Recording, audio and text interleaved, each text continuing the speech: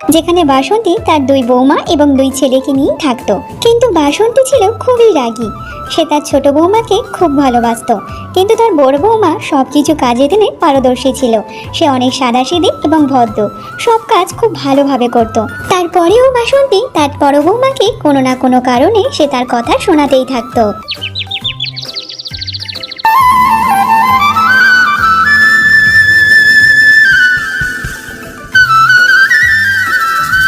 আরে বড় বৌমা, সেই সকাল থেকে দেখে যাচ্ছি শুধু ঝাঁট দিয়েই যাচ্ছ।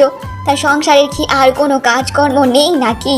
সকাল থেকে এখনো পর্যন্ত আমার চাটা পর্যন্ত দাওনি, তা কখন দেবে শুনি বলো তো? মা, ঝাড় দেওয়া হয়ে গেছে, আর কোনো তেমন একটা কাজ নেই। এবার শুধু থালা বাসনগুলো মাজে আমি তোমার চাটা এক্ষুনি দিয়ে দেব। সংসারে এত কাজ পড়ে আছে, এখনো তেমন ভালোভাবে কোনো কাজ করে উঠতে পারোনি, এখনো পর্যন্ত তো আমার চাটা দাওনি। তা বলো দেখি, কখন রান্না বান্না করবে আর কখন খেতে দেবে? তা কখন খাবো বলো তো দেখি? এমনভাবে যদি কাজ করতে থাকো তাহলে কি হবে? কারোর তো কোনো খাওয়া দাওয়া কপালে জুটবে না। মা, আপনি একদম চিন্তা করবেন না, আমি এক্ষুনি তাড়াতাড়ি সব কাজগুলো এক এক করে সেরে ফেলছি। একা হাতে এত বড় সংসারে সব কাজগুলো করছি, তাই একটু সময় লাগছে। মা, আপনি একদম চিন্তা করবেন না।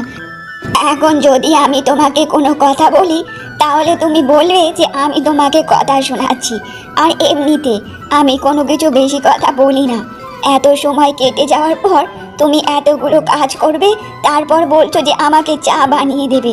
তুমি জানো কি এখন কতটা সময় হয়ে গেছে? সে খেয়াল কি আছে যে কতটা দেরি হয়েছে? তারপর সেখানে বাসন্তীর ছোট বৌমা চলে আসে। আরে মা, আমি থাকতে তুমি এত কেন চিন্তা করো বলো তো? তোমার যেটা দরকার তুমি সেটা তো আমাকে বলতে করে দেবো, তাহলে তুমি এত কেন চিন্তা করছো বলো তো মা? আরে ছোট বৌমা, এই বাড়িতে একমাত্র তুমিই আছো যে আমার খেয়াল রাখে, এত যত্ন নেয়। আর এইদিকে দেখো বড় বৌমাকে, সে তো আমার একটু খেয়াল রাখেনি। তুমি যদি না থাকতে আমার কাছে, তাহলে জানি না কতদিন আগে আমি ভগবানের কাছে চলে যেতাম। কি বলবো বলো তো তোমাকে? এই বড় বৌমার দিয়ে কোনো কাজকর্ম হয় না। জানি না এই সব কাজকর্ম ও যে কবে শিখবে তা কে জানে। আরে বাহ ছোট বৌমা, তোমাকে তো আজকের খুব সুন্দর লাগছে। আরে মা, সুন্দর কেন লাগবে না বলো তো? আমি তো তোমার পছন্দের বৌমা, তাই জন্য একটু বেশি সুন্দর। আর সকালে উঠেছি, তাড়াতাড়ি স্নান করে নিয়েছি, তারপর তো এটা সেটা একটু মুখে মেখেছি। আর দেখো আমার চোখটা কত সুন্দর লাগছে। আমি চোখটাতে একটু কাজল দিয়ে টানা টানা করে দিয়েছি, তাই জন্য তো আমার চোখটা এত সুন্দর লাগছে।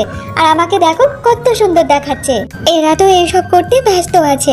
যদি আমার হাতে হাতে একটু কাজ করে দিত, তারপর নয় আমি তাড়াতাড়ি সংসারের সব কাজ করে নিতাম। আমাকে সব কিছু একাই করতে হয়, তারপরেও দুজন মিলে আমাকে কথা শোনাতে থাকে। আরে ও বড় বৌমা, আমাদের দিকে তাকে থাকে এত কি ভাবছো বলো তো? না না মা, আমি কিছুই ভাবছি না। আমি এক্ষুনি গিয়ে রান্না বান্না সব কিছু বসিয়ে দিচ্ছি, আপনারা একদম চিন্তা করবেন না। আরে দিদি, এই বাড়িতে তুমি একটা হচ্ছে চাকরানি হয়ে থাকবে, বিনা পয়সার চাকরানি। আর তোমাকে দিয়ে আমরা সব সময় সব কাজ করিয়ে নেব। বাসন্তী ছোট বৌমা মধুমিতা সে খুব হিংসুটে ছিল। সে কবিতাকে খুব হিংসা করত।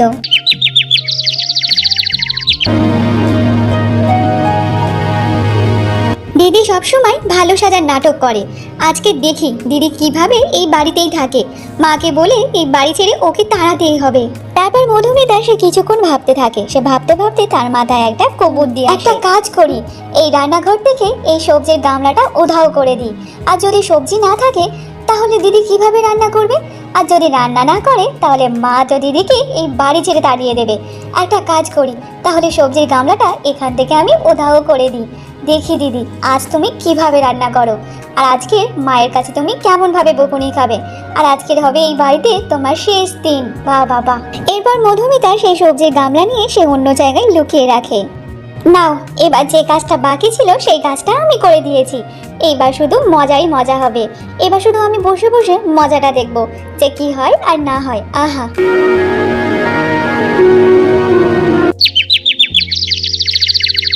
কিছুক্ষণ পর কবিতা সে রান্নাঘরে চলে আসে।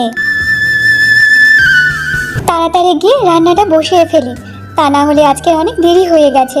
আর এবার যদি আরো দেরি হয়ে যায় মা যে অনেক বকবে যাই তাড়াতাড়ি সবজিগুলো কেটে রান্নাটা চাপিয়ে দিই। তারপর কবিতা সবজি কাটার জন্য সেই সবজিগুলোই খুঁজে পাচ্ছিল না, কারণ সেই সবজিগুলো রান্নাঘরে ছিল না। আরে আমি তো সবজিগুলো এখানেই রেখেছিলাম, তাহলে সবজিগুলো গেল কোথায়? আর সবজিগুলো শেষ হয়ে গেল, আমি একবারের জন্য বুঝতে পারলাম না। ইস, কত বড় ভুল করে ফেললাম। এবার যদি সবজি না থাকে তাহলে রান্নাটা কি দিয়ে করব? আর এখানে শুধু মাত্র আলু আছে, তাহলে ডাল আলু ভাতে করব? না না, এগুলো করতে পারবো না। তার চেয়ে একটা কাজ করি, একটু এই আলু আর ডাল দিয়ে খিচুড়ি বানিয়ে ফেলি, তাহলে খিচুড়ি সবারই পছন্দ হবে। তারপর কবিতা সে খিচুড়ি বানানোর জন্য বসে পড়ে যায়। যাক বাবা, ভালোই ভালোই রান্নাটা শেষ হয়ে গেছে। এবার আমি সবাইকে সময় সময় খেতে দিতে পারবো। তার আগে আমি বুড়িমাকে গিয়ে খেতে দিয়ে আসি। নিশ্চয়ই বুড়িমার খুব জোরে খিদে পেয়েছে। তারপর নয় বাড়িতে এসে সবাইকে খেতে দেব। কবিতা যখনই রান্না করতো সেই খাবার নিয়ে সেই ভিখারি বুড়িমাকে দিতে যেত। সেই ভিখারি বুড়িমা গ্রামের একটা গাছের নিচেই বসে থাকতো। আরে মা, তোর জন্য আমি দুবেলা ভালোভাবে পেট ভরে খেতে পাচ্ছি। তুই ছাড়া যে এই গ্রামে আমাকে আর কেউ খেতে দেয় না রে মা, কেউ খেতে দেয় না।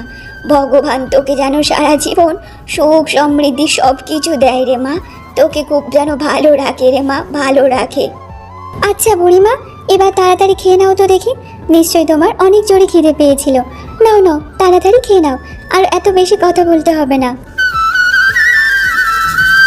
তারপর কবিতা সে বাড়িতে চলে আসে। তারপর কবিতা বাড়িতে এসে সবাইকে খেতে দিয়ে দেয়। আরে গিন্নি, আজকের খিচুড়ি বানিয়েছো। খিচুড়িটা খুব সুস্বাদু হয়েছে। অনেকদিন আমরা খিচুড়ি খাইনি, আজকের খিচুড়ি পেয়ে অনেক খুশি লাগছে। হ্যাঁ বৌদি, অনেক দিন হয়ে গেছে, আমরা তো কেউ খিচুড়ি খাইনি। আর আজকে তুমি খিচুড়ি বানিয়েছো, খুব ভালোই হয়েছে। কিছুদিন ধরে ভাবছিলাম যে খিচুড়ি খাওয়ার কথাই ভাবছিলাম, আর আজকে দেখো তুমি বানিয়ে ফেললে বৌদি। আর তোমার হাতে রান্না তো কোনো জবাবই হবে না, খুব সুস্বাদু হয়েছে খিচুড়িটা। দেখো, বড় বৌমা যাই করুক আর তাই করুক, কিন্তু বড় বৌমার মতো এত ভালো সুস্বাদু রান্না আর কেউ করতেই পারে না। আরে এটা কি হয়ে গেল? আমি যেটা ভেবেছি তার ঠিক উল্টোটাই হয়েছে। তার মানে রান্নাঘরে যা যা ছিল সেই দিয়ে আজকে খিচুড়িটা বানিয়েছে। ঠিক আছে দিদি, আজকে নয় তুমি বেঁচে গেলে, কিন্তু একদিন না একদিন তোমাকে এই বাড়ি ছেড়ে তাড়িয়ে দেব। তুমি দেখে নিও। আজকে খেয়ে নাও ভালোভাবে, সবাই আনন্দ করে খেয়ে নাও, তারপর দেখাবো তোমাদের মজা। তোমাকে তো উচিত শিক্ষা দিয়েই ছাড়বো, তুমি দেখে নিও দিদি।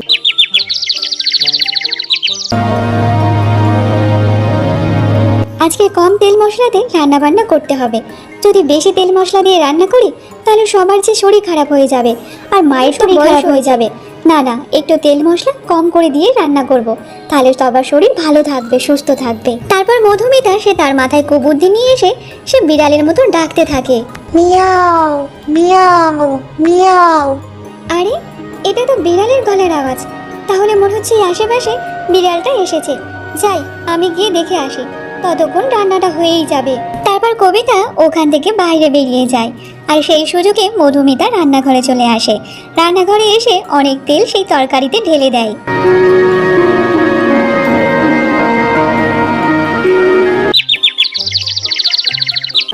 মা, একবার দেখো তোমার বড় বৌমার কাণ্ড। তুমি যে বলো তোমার বড় বৌমার মতো এত সুন্দর খাবার কেউ বানাতে পারে না। দেখো মা, দেখো কত তেল দিয়ে রান্না করছে, একবার দেখে নাও।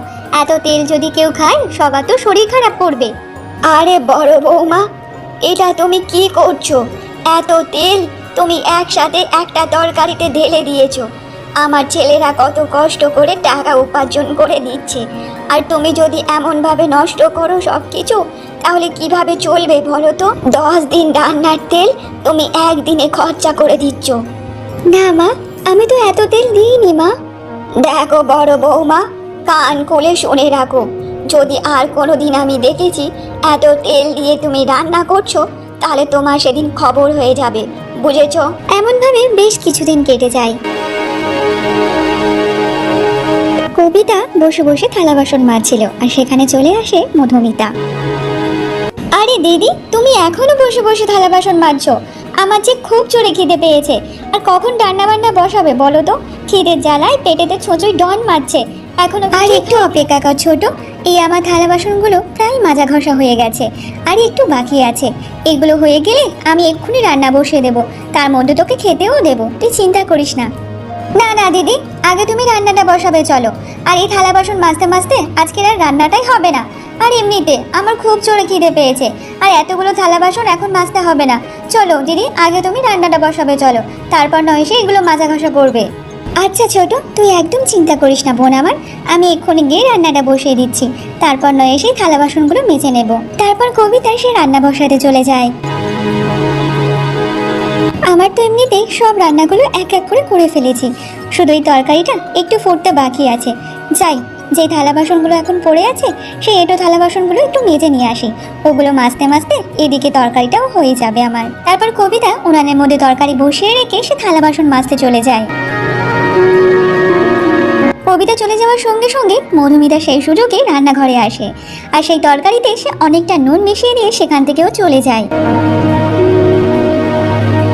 এমনভাবে কিছুক্ষণ কেটে যায়, আর প্রত্যেক দিনের মতো কবিতা ভাত তরকারি নিয়ে সেই বুড়িমাকে দিতে যায়।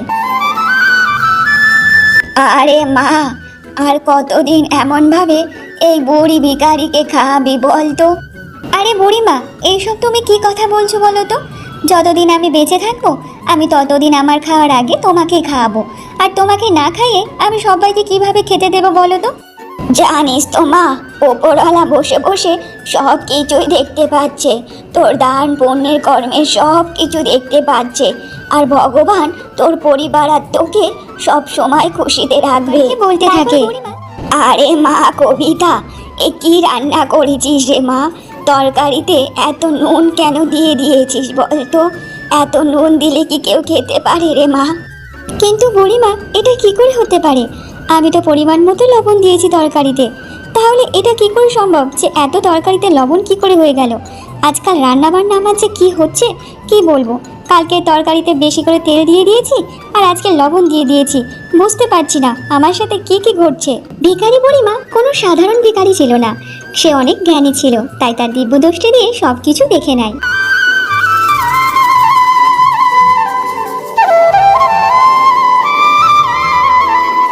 শোন মা, এই নে, এই মশলাটা তুই সাথে করে বাড়িতে নিয়ে যা, আর যখন রান্না করবি তখন এক চিলটে করে ওই তরকারিতে দিয়ে দিবি, দেখবি তরকারির স্বাদ অনেক সুন্দর হবে।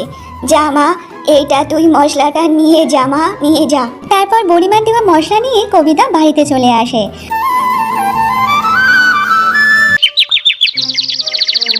কবিতা বাড়িতে আসার পর তারপর সকলের জন্য আবার নতুন করে রান্না করে, আর রান্না করার সময় তরকারিতে ওই মশলাটা একটু দিয়ে দেয়। আরে বৌদি, আজকের রান্নাটা তো খুব সুস্বাদু হয়েছে। এত সুন্দর রান্না, কি বলবো, মুখে তো লেগেই আছে। আর আজকে যেন পেট ভরে গেল, কিন্তু মন ভরলো না। আরে, আমি তো তরকারিতে অনেকটা লবণ দিয়ে দিয়েছি, তাহলে এত লবণ দেওয়ার পর এরা কি করে খাচ্ছে? এমন যেন মনে হচ্ছে যে তরকারিতে কোনো লবণই হয়নি, খুব সুস্বাদু হয়েছে। আচ্ছা ঠিক আছে, কোনো ব্যাপার না, কালকে রান্নার 12টা আরো ভালোভাবে বাঁচিয়ে দেব। দেখবো দিদি তুমি কিভাবে রান্না করো।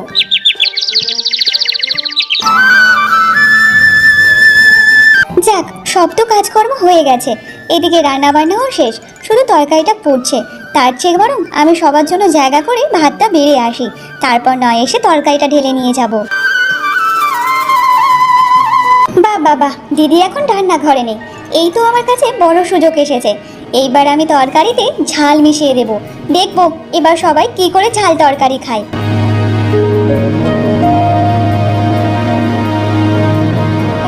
মায়ের তো চোখ কপালে উঠে যাবে, আর তারপর দিদির অবস্থা খারাপ করে দেবে। দেখবো দিদি এবার তোমার কি অবস্থা হয়, এবার তো তোমাকে বাড়ি থেকে তাড়িয়েই ছাড়বো। আমার যা মজা হচ্ছে।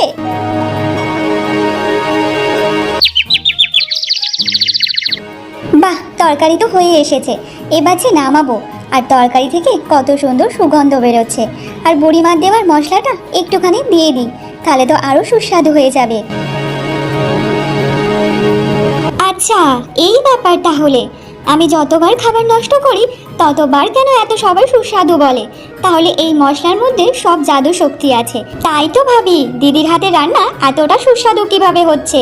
ঠিক আছে, কালও আমি এই মশলা দিয়ে আমিও রান্না করব, তাহলে সবাইও আমার প্রশংসা করবে। তারপর তারপর কবিতা সবাইকে খেতে দেয়। আরে বড় বৌমা, দিনকে দিন তোমার খাবার তো খুবই সুস্বাদু হচ্ছে মা। তবে আমি এটাই বলবো, যাই বলি আর তাই বলি, কিন্তু বড় বৌমার আগে এত সুন্দর খাবার আর কেউ বানাতেই পারে না। হ্যাঁ মা, তুমি ঠিকই বলেছ। তোমার বড় বৌমার হাতের রান্না দিনকে দিন তো খুব সুস্বাদু হয়ে যাচ্ছে। তা গিন্নি, বাজারে কি কোনো নতুন মশলা এসেছে নাকি, যার কারণে এত সুস্বাদু বানাচ্ছ খাবার? আরে দিদি এমন কি খাবার বানিয়েছে যার প্রশংসা তোমরা এমনভাবে করছো যে আঙুল চেটেই খাচ্ছ? প্রত্যেকদিন যেমনভাবে রান্না করে আজও তো তেমনভাবেই রান্না করেছে, তাহলে এত প্রশংসা করার কি আছে? যদি তাহলে এর থেকেও ভালো সুস্বাদু খাবার আমিও রান্না করতে পারি, একবার আমাকে সুযোগ দিয়েই দেখো না। আরে ছোট বৌমা, তুমি এটা ঠিকই বলেছ মা। ঠিক আছে, আমিও দেখতে চাই মা তোমার হাতে রান্না কেমন সুস্বাদু। আমিও খেতে চাই তোমার হাতে রান্না। ঠিক আছে বড় বৌমা, কাল তুমি সকালে রান্না করবে না, কাল ছোট বৌমা রান্না করবে, বুঝেছো? ঠিক আছে মা, কালকে সকালে ছোট রান্না করবে আর আমি সবকিছু জোগাড় করে দেব। পরের দিন সকাল থেকে মধুমিতা রান্নার কাজে লেগে পড়ে যায়। আরে বাপরে বাপ, রান্না করা যে এত কঠিন কাজ কি বলবো রে বাবা। এই সব সবজিগুলো কাটতে কাটতে আমি তো পুরো হাঁপিয়েই গেছি। জানি না এই সবজিগুলো কখন কাটা শেষ হয়ে যাবে। এগুলো তাড়াতাড়ি কেটে নিয়ে আবার রান্নাটা যে বসাতে হবে। আমিও দিদিকে দেখিয়ে দেব আমি দিদির থেকে ভালো সুস্বাদু রান্না করতে পারি। বাড়ির সবাইকে দেখিয়ে দেব আমি দিদির থেকে ভালো রান্না করতে পারি। কিন্তু রান্না যেমনই করি না কেন, তবে ওই মশলাটা তরকারিতে একটু দিলেই তো তরকারি আমনা আমনি স্বাদ চলে আসবে। চাই বাবা, এবার গিয়ে আমি তরকারিটা বসিয়ে ফেলি। এমনিতে দিদি রান্না তো ভালো করতে পারে, আর মশলা ছাড়া দিদি তো খুব সুস্বাদু তরকারি বানায়। আর আমি তো রান্নাই পারি না। তার চেয়ে একটা কাজ করি, এই তরকারিতে একটা চামচের জায়গায় আমি 10-12 চামচ ওই মশলাটা দিয়ে দিই, আর ওই জাদুই মশলার সাহায্যে আমার তরকারি তো আরো সুন্দর সুস্বাদু হবে। তারপর মধুমিতা ওই তরকারিতে দিয়ে দেয়। আজকে সবাই আমার হাতে রান্না খেয়ে এত প্রশংসা করবে যে আমাকে মাথায় করে রাখবে। আমার যে আনন্দ হচ্ছে দিদি, এবার দেখবো তোমার রান্নার সাথে আমার রান্না কেমনই হয়।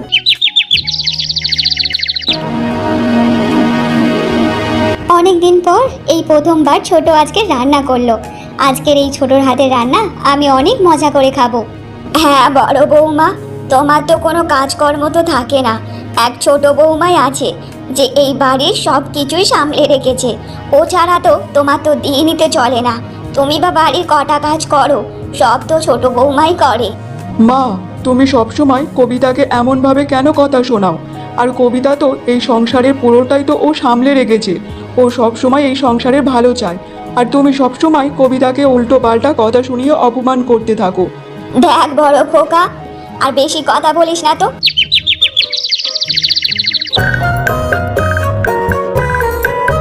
মা, আজ সবার প্রথমে আমার হাতে রান্না তোমাকে দিয়েই খাওয়াবো, আর তুমি বলবে মা যে আমার হাতে রান্না কেমন।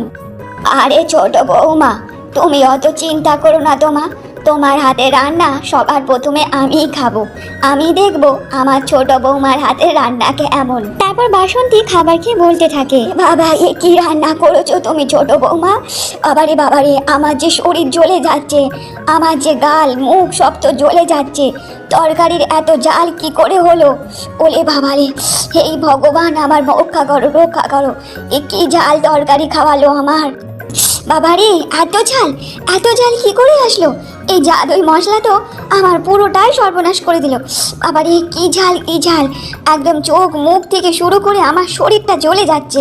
বাবারে বাবারে, কেউ বাঁচা রে, কেউ বাঁচাও আমার। এতটা কেন তরকারি ঝাল হলো বুঝতেই তো পারছি না। ও বাবা, কি ঝাল, কি ঝাল। আরে ছোট বৌমা, এত নাটক কেন তুমি করছো? আর এই তরকারিতে এত ঝাল কেন দিয়েছো তুমি? এই ঝাল দিয়ে কি আমাকে মারতে চেয়েছিলে নাকি? এত ঝাল কি মানুষে খায় নাকি? তুমি কি তরকারি বানিয়েছো? তুমি এই মুহূর্তে এই বাড়ি ছেড়ে চলে যাও। আমি কি ভেবেছিলাম আর কি হয়েছে? তোমাকে আর এই বাড়িতে থাকতে দেবো না, বুঝতে পেরেছো? হে ভগবান, এদের সবাইকে তুমি সত্যিটা চোখ খুলে দেখিয়ে দিয়েছো। সবসময় সত্যেরই জয় হয়, আর তুমি যে আমার পাশে থেকে আমাকে সাহায্য করছো, এটাই আমার অনেক। বুড়িমা, তোমার জয় হোক। বুড়িমা, তোমার জয় হোক। তুমি যে আমাকে এত বড় সাহায্য করেছো, আমি কখনো ভুলতে পারবো না বুড়িমা। তার স্ত্রী ছিল খুব দরিদ্র। তারা গ্রামে ছোট একটা কুঁড়ে ঘরে থাকত। চাষি প্রতিদিন সকালে মাঠে যেত ফসল ফলাতে, আর তার স্ত্রী ঘরে রান্না বান্না করত ও গরু ছাগল দেখাশোনা করত। তাদের জীবনে কষ্ট থাকলেও ছিল ভালোবাসা আর একে অপরের প্রতি বিশ্বাস। একদিন চাষি মাঠে কাজ করতে করতে একটা সোনার ডিম দেওয়া হাঁস পায়। তারা প্রথমে খুশি হয়, কিন্তু লোভে পড়ে হাঁসটাকে মেরে ফেলে। এরপর বুঝতে পারে যে ধৈর্য না থাকলে ক্ষতি হয়। তারা আবার নতুন করে শুরু করে এবং এবার সবকিছু বুঝে শুনে চলে।